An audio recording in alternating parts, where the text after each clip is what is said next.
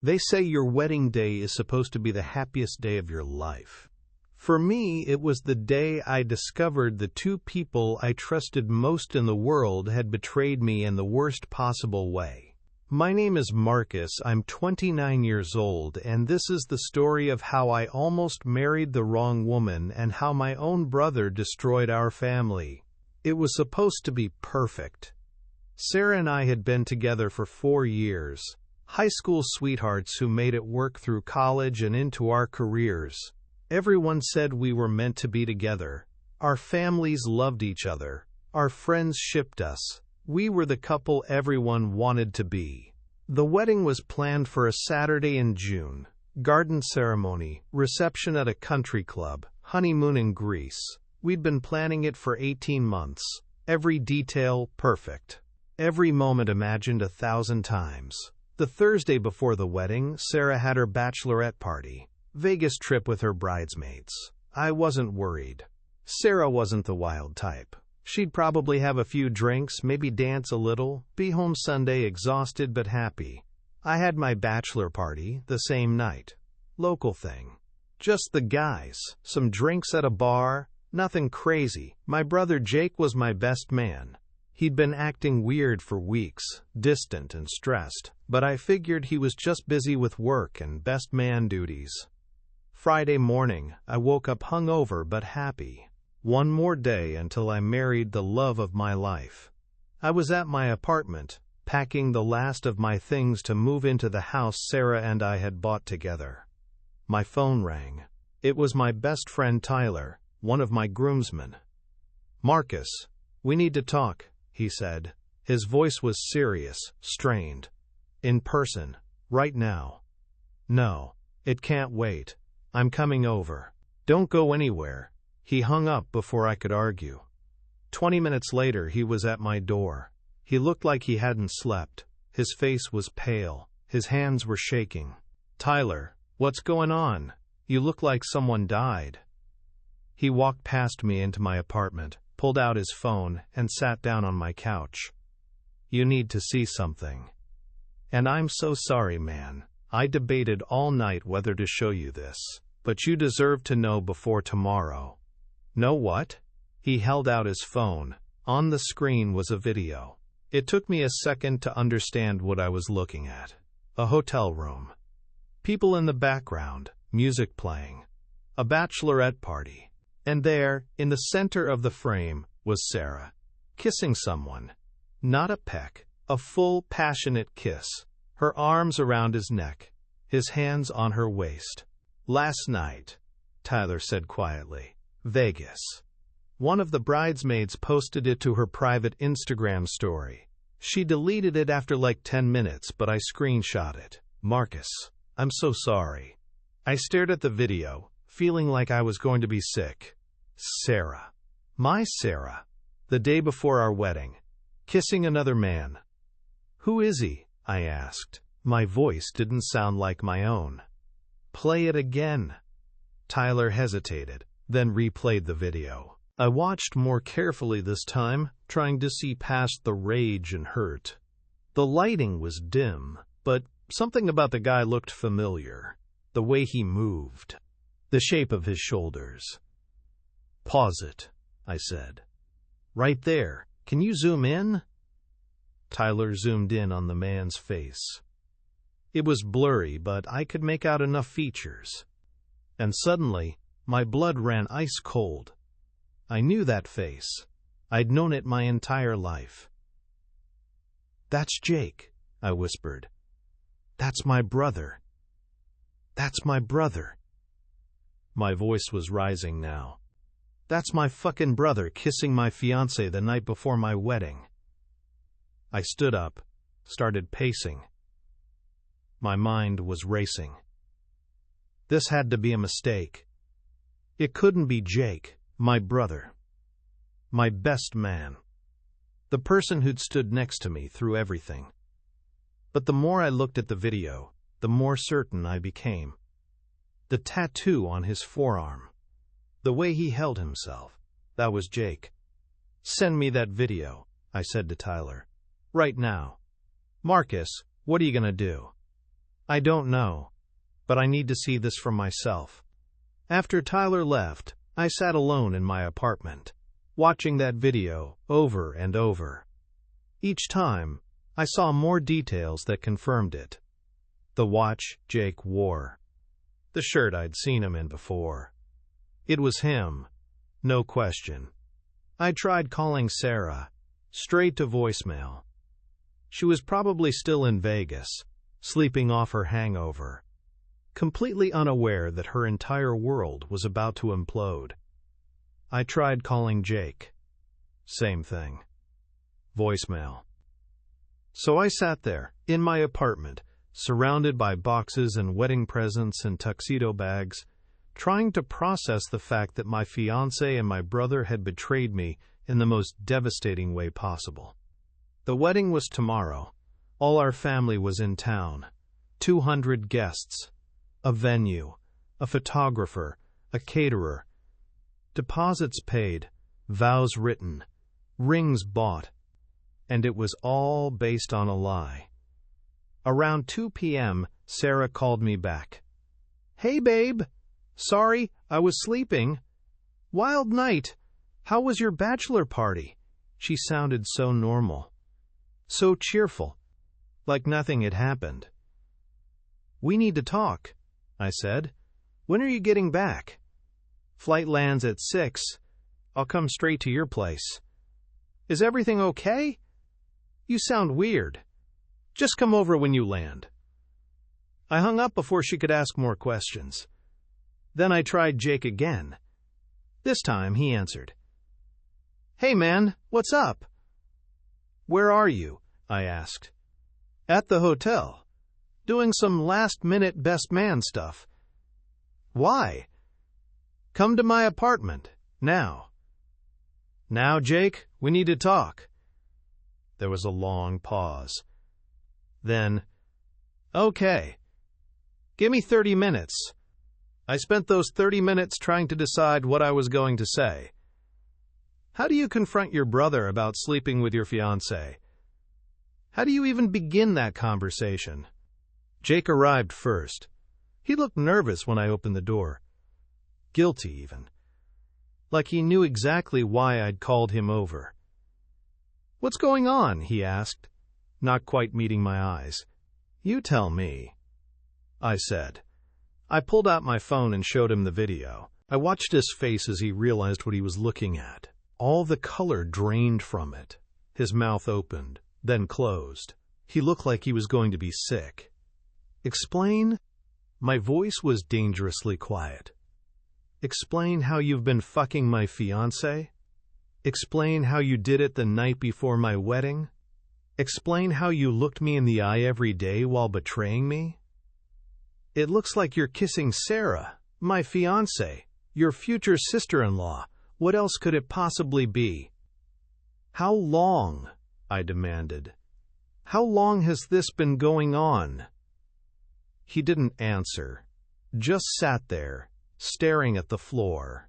"How long, Jake?" 6 months, he finally said, so quietly I almost didn't hear him. 6 months. Half a year.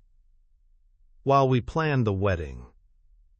While he helped me pick out venues and tuxedos. While he stood next to me as my best man. While I trusted him with everything. "Get out," I said. "Get out of my apartment right now." "There's nothing to talk about. You're supposed to be my brother. You were supposed to be my best man tomorrow. And you've been sleeping with my fiancé for 6 months. I don't care." I was shouting now, beyond caring if the neighbors heard. "I don't care about your excuses or your apologies. You destroyed everything. Our relationship, our family, my wedding. Everything." "Love," I stared at him. "You think this is love? This is betrayal. This is the worst thing you could possibly do to me. I know it's wrong, but I can't help how I feel about her." At that moment, there was a knock on the door. Sarah. Right on time. She walked in smiling, but her smile faded when she saw Jake. Then she saw my face. And she knew. "Marcus," she said carefully, "what's going on?" I held up my phone, showed her the video. "Want to tell me about your bachelorette party?" Her face went white. She looked at Jake, then back at me. That's not what it looks like." "That's exactly what Jake said. Funny how cheaters always use the same lines." 6 months, I said. "Jake told me it's been going on for 6 months. So which is it, Sarah? A drunken mistake or a 6-month affair?" She glared at Jake. "You told him?" "He had video," Jake said defensively. "I don't have to understand anything." I cut her off. "The wedding is off, obviously. I want you out of my life, both of you. Work through it?" I laughed, but there was no humor in it. "You cheated on me with my brother for 6 months while we planned our wedding. What exactly is there to work through?" "I love you," Sarah said, tears streaming down her face now. "I do love you. Jake was just physical." "It didn't mean anything," Jake's head snapped up. "Didn't mean anything. You said you loved me." Not helping, Sarah hissed at him.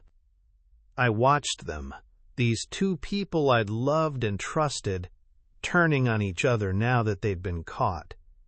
And I felt nothing but disgust. "Get out," I said. "Both of you.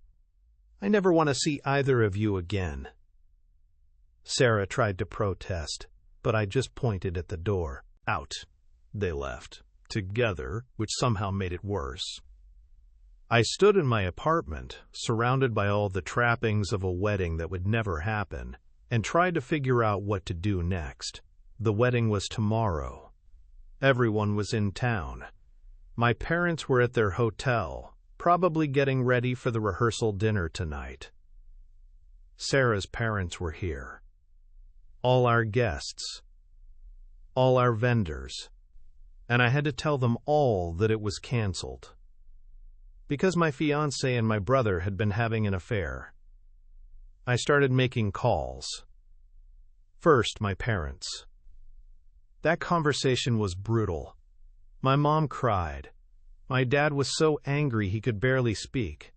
They wanted to come over, but I told them I needed time alone. Then the venue, the caterer, the photographer. Some were understanding. Others were annoyed about the late cancellation. I didn't care. Let them keep the deposits. Money didn't matter anymore. By midnight, everyone knew. The phone hadn't stopped ringing. Family members wanting details. Friends expressing shock. Some people blamed Sarah. Some blamed Jake. Some tried to convince me to forgive them. But the worst call was from my younger sister, Emma. She was supposed to be a bridesmaid. "I can't believe Jake did this," she said, crying. "He's destroyed our family." And she was right. This wasn't just about a canceled wedding. This was about broken trust that could never be repaired. Family dinners that would never be the same. Holidays that would be awkward and tense. A brother I would probably never speak to again. That night, I didn't sleep. I sat in my apartment, thinking about everything. 4 years with Sarah. All the memories, the plans, the dreams. Were any of them real? Had she ever truly loved me? Or was I just convenient while she waited for something better? And Jake. My brother. The person who'd taught me to ride a bike, who'd been my protector in school, who I'd looked up to my entire life. How could he do this? How could he look me in the eye every day while betraying me? Saturday morning arrived, the day that should have been my wedding. Instead, I woke up alone in my apartment, surrounded by boxes and broken dreams. My phone rang. My dad. "Son, I know you said you needed space, but your mother and I think you should do something today." Don't just sit at home. Come have breakfast with us at least." I agreed, mainly because I couldn't stand being in that apartment anymore. Every corner reminded me of what I'd lost. At breakfast, my parents tried to comfort me. My mom held my hand and told me I'd done the right thing. My dad was angrier, talking about what he wanted to do to Jake. Emma just looked sad. "Has anyone talked to Jake?" I asked. My dad's face darkened. "He tried calling last night. I hung up on him. He's not welcome at family events anymore, not after what he did." "What about Sarah?" "Her parents are mortified," my mom said. "They had no idea. They offered to pay back whatever they could for the wedding expenses." It was surreal. 24 hours ago, our families were about to be joined through marriage. Now they were fractured, possibly beyond repair. That afternoon, against my better judgment, I went to the venue. I don't know why. Maybe I needed to see it, to make it real. The space was set up for a wedding. White chairs in rows. Flowers everywhere. A beautiful archway where Sarah and I were supposed to exchange vows. It should have been full of guests right now. Instead, it was empty except for a few confused venue staff who were starting to break it down. I stood there, looking at what could have been, and felt the weight of it all hit me. The life I'd planned, the future I'd imagined. All of it gone because of betrayal. My phone buzzed. A text from Jake. "I know you don't want to talk to me, but please, just hear me out. Meet me at the coffee shop on Elm. Please." I should have ignored it, should have blocked his number, and moved on with my life. But I needed answers. Needed to understand how this had happened. So I went. Jake was already there when I arrived. He looked terrible. Eyes red, unshaven, like he hadn't slept either. "Thank you for coming," he said as I sat down. "Make it quick. I don't want to be here. I don't care how it started. I care that it continued. For 6 months. While I planned my wedding. I know it was wrong. But Marcus, have you ever felt something so strong that you couldn't help yourself? That's not an excuse. You're my brother. You were supposed to protect me, not betray me." "Stop," I said. "Just stop. I don't want to hear about your feelings for my ex-fiancée." "She's more than that to me," Jake said quietly. "I know you hate me. I know I've destroyed our relationship. But I need you to know that this is real for us. We're planning to be together." I laughed bitterly. "Together? You think this is going to work out? A relationship built on lies and betrayal? This isn't complicated, Jake. This is simple. You stabbed me in the back. You destroyed our family. And for what? For someone who was willing to cheat on her fiancé? You think she won't do the same to you?" That hit home. I could see doubt flicker across his face. "She won't," he said, but he didn't sound certain. "We're different." "You're not different. You're just the new thing. Until someone newer comes along." I stood up. "We're done here. And we're done as brothers. I hope she was worth it." I walked out of that coffee shop and didn't look back. Over the next few weeks, I focused on moving forward. I moved into the house Sarah and I had bought, even though it felt strange being there alone. I threw myself into work, started going to the gym, tried to rebuild a life that didn't revolve around a wedding that never happened. My family rallied around me. My parents made it clear that Jake wasn't welcome at family events as long as he was with Sarah. My sister Emma checked in on me constantly. Even extended family reached out with support. But there was a hole in our family now. Jake had always been there for holidays, birthdays, family dinners. Now he was just gone. And that absence was felt by everyone. I heard through the grapevine that Jake and Sarah were still together, that they'd moved in together.